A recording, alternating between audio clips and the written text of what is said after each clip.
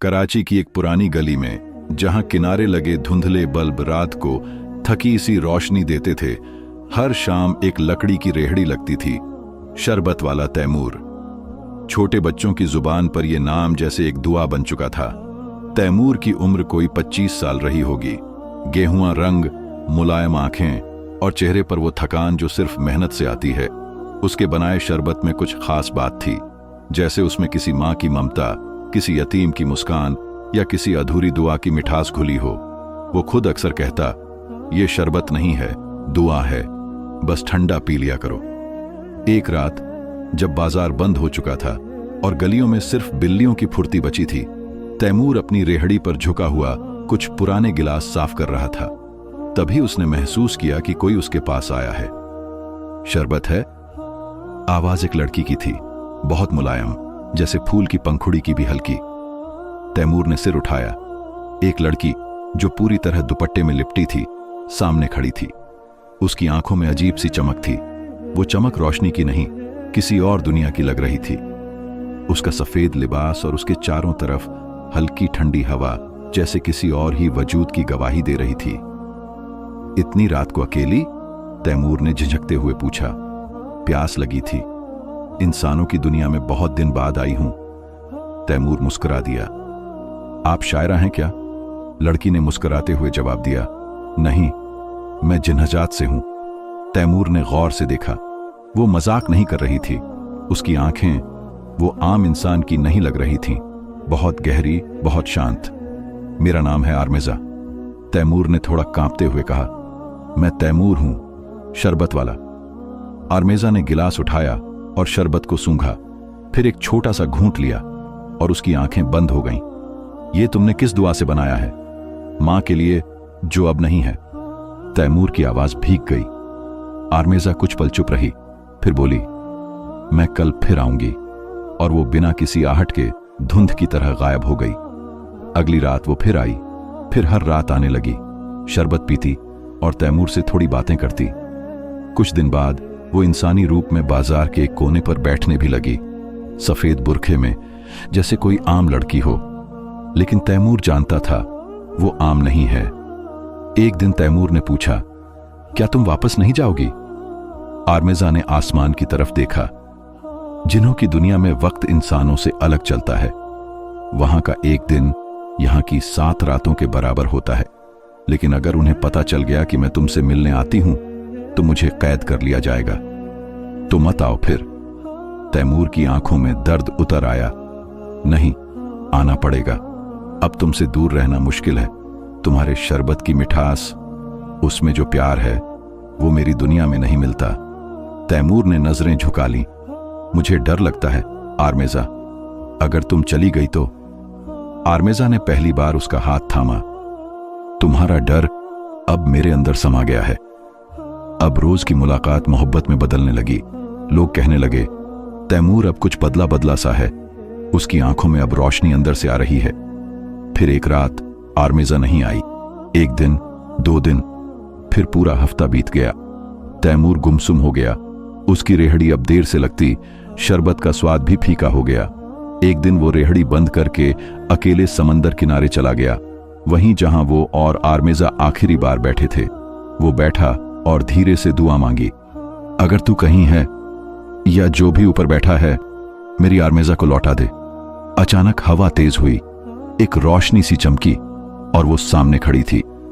आर्मेजा, लेकिन जख्मी हालत में। तुम्हारी दुनिया के दरवाजे बंद हो गए थे तैमूर। मुझे मेरे कबीले ने कैद कर लिया था, लेकिन मैं भाग आई क्योंकि तुम्हारे दिल की दुआ ने मेरे अंदर की जंजीरें तोड़ दी। तैमूर आगे बढ़ा और पहली बार उसे गले से लगा लिया। मुझे तुम्हारी फिक्र थी आर्मेजा, बहुत ज्यादा। आर्मेजा की आंखों से आंसू बहने लगे। अब मैं ज्यादा दिन नहीं रुक सकती, लेकिन एक और मौका होगा और वो हमारे लिए बहुत कीमती होगा। तैमूर ने सवाल भरी आंखों से देखा। जिन्हों की दुनिया का कानून कहता है, अगर कोई इंसान बिना किसी लालच के एक जिन्नजात से मोहब्बत करे तो वो मोहब्बत एक चमत्कार बन जाती है, जिससे जब आर्मेजा की आंखों से इंसान बन सकती है। तो तैमूर को लगा जैसे चांदनी रात में पानी की एक बूंद धरती को छू गई हो। उसने आर्मेजा का हाथ थामा और वो पल जैसे थम सा गया। कुछ देर बाद आर्मेजा ने धीरे से अपना हाथ पीछे खींचा और बोली, अब मुझे जाना होगा। कहां? तैमूर की आवाज में बेबसी थी। अपने अंजाम की ओर, जिन्हों की दुनिया में इंसानों से मोहब्बत करना जुर्म है और मैं अब मुजरिम हूं।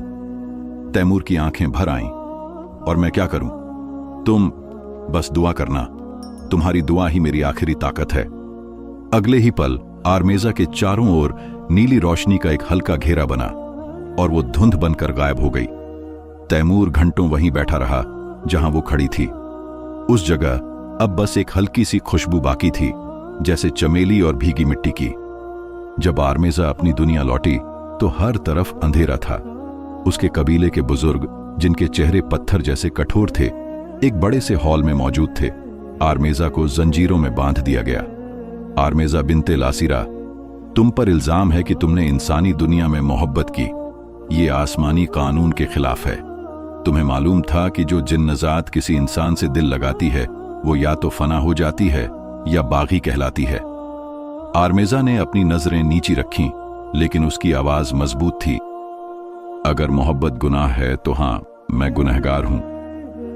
बुजुर्ग जिन्न, जिनकी आवाज गूंजदार थी, बोले, तुम्हें तन्हा कैद में रखा जाएगा और अगर वो इंसान 40 दिनों के अंदर अपने दिल से तुम्हें याद न करे, तुम्हारी मोहब्बत न पुकारे, तो तुम्हारी रूह हमेशा के लिए मिटा दी जाएगी। दूसरी तरफ तैमूर ने खुद को बदल लिया था। अब वो सिर्फ शरबत नहीं बेचता था, बल्कि हर ग्राहक से आर्मेजा के लिए दुआ करवाता। हर शाम वो मस्जिद के पीछे जाकर चुपचाप सूरह यासीन पढ़ता। उसकी आंखें खाली हो चुकी थीं, मगर दिल दुआओं से भरा हुआ था। एक रात उसने ख्वाब में आर्मेजा को देखा। वो एक अंधेरे कमरे में जंजीरों में बंधी थी और उसके चारों ओर काली रोशनी फैली थी। आर्मेजा ने बस एक शब्द कहा, याद। तैमूर जाग गया। उसने तकिए के नीचे हाथ डाला तो एक नीली रंग की माला निकली। वही माला जो कभी आर्मेजा ने उसे दी थी।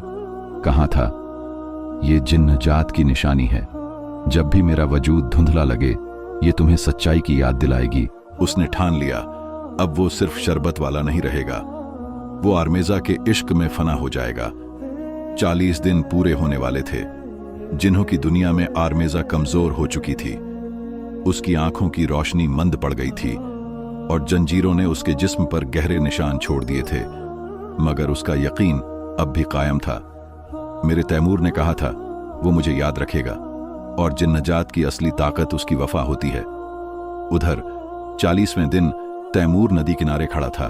शाम ढल रही थी और सूरज का आखिरी रंग आसमान पर बिखरा हुआ था। या अल्लाह, मुझे नहीं पता वो कहां है। मुझे नहीं मालूम कि जिन्न कैसे होते हैं। मैं बस इतना जानता हूं कि उसने मेरे शरबत में दुआ देखी थी और मैंने उसकी आंखों में मोहब्बत। अगर वो सच में मिटने वाली है तो उसकी जगह मुझे ले ले। और फिर आसमान पर गरज हुई, लेकिन बारिश नहीं हुई। एक रोशनी फैली और तैमूर के चारों ओर हवा बदलने लगी, जैसे कोई दरवाजा खुल रहा हो, मगर ये इंसानों की दुनिया का नहीं था। तैमूर वहीं खड़ा रहा, आंखें बंद किए। अचानक एक नीला दरवाजा उसके सामने उभरा। उस पर लिखा था, मोहब्बत जो फाना से गुजर जाए वो जिन और इंसान की सरहद लांघ जाती है। तैमूर ने कदम बढ़ाया और उस दरवाजे से अंदर चला गया। जिन्हों की दुनिया में हलचल मच गई। एक इंसान खुद चलकर अंदर आ गया था। बुजुर्ग जिन हैरान थे। तुम कौन हो? मैं, जो शरबत में मोहब्बत बेचता है और आर्मेजा की दुआ हूं। आर्मेजा की आंखें चमक उठीं। उसने सिर उठाया और पहली बार बिना जंजीरों के खड़ी हो गई। तैमूर, बुजुर्गों ने कहा, तुम्हारा आना हमारे कानून का टूटना है। तैमूर ने कहा, तो नया कानून बना लो। अगर मोहब्बत इतनी सच्ची हो कि इंसान को जिन्हों की दुनिया तक ले आए, तो वो गुनाह नहीं, खुदा का इशारा है। खामोशी छा गई। फिर सबसे बुजुर्ग जिन्न ने धीरे से कहा, एक रास्ता है। क्या? आर्मेजा और तैमूर ने साथ में पूछा। अगर तैमूर 3 कठिन इम्तिहानों को पूरा करे और हर इम्तिहान में अपनी मोहब्बत को साबित करे, तो आर्मेजा को इंसानों की दुनिया में लौटने दिया जाएगा, एक इंसान के रूप में। लेकिन अगर वो नाकाम रहा तो आर्मेजा फना हो जाएगी और तैमूर को हमेशा के लिए जिन्हों की कायद में रहना होगा। तैमूर ने सिर झुकाया, फिर आर्मेजा की आंखों में देखा। मैं तैयार हूं। जब तैमूर ने हामी भरी तो जिन्हों की दुनिया का रंग ही बदल गया। आसमान गहरा नीला हो गया और जमीन पर मौजूद तमाम जिन्न एक सन्नाटे में, एक घेरे में जमा हो गए। बीच में 3 चमकते हुए स्तंभ उभर आए, हर एक पर एक परीक्षा की रोशनी जगमगा रही थी। बुजुर्ग जिन ने कहा, पहली परीक्षा, सच्चाई की नजर। अचानक तैमूर के सामने एक घेरा खुला। उसके भीतर कई चेहरे नजर आने लगे, सब औरतें, सब खूबसूरत और सबकी आंखें आर्मेजा जैसी। इनमें से सिर्फ एक असली है, बाकी सब माया हैं। अगर तुम्हारा इश्क सच्चा है तो उसे पहचानो। तैमूर ने सबकी तरफ देखा, सबके चेहरे एक जैसे, सब खामोश, सबकी निगाहें झुकी हुई, मगर एक चेहरे पर वही ममता थी जो उसकी मां की आंखों में होती थी, वही दुआ जैसी खामोशी जो सिर्फ अपनापन महसूस होने पर आती है। तैमूर उसके पास गया और कहा, तुम ही आर्मेजा हो। वो चेहरा मुस्कुराया, बाकी सब धुंध बनकर उड़ गए। बुजुर्ग ने सिर हिलाया। पहली परीक्षा पार हो गई। दूसरी परीक्षा, बलिदान का पल। अब तैमूर को एक दृश्य दिखाया गया, वही कराची की गली, उसकी रेहड़ी, बच्चे शरबत मांग रहे थे और वो धीरे धीरे पीछे हट रहा था।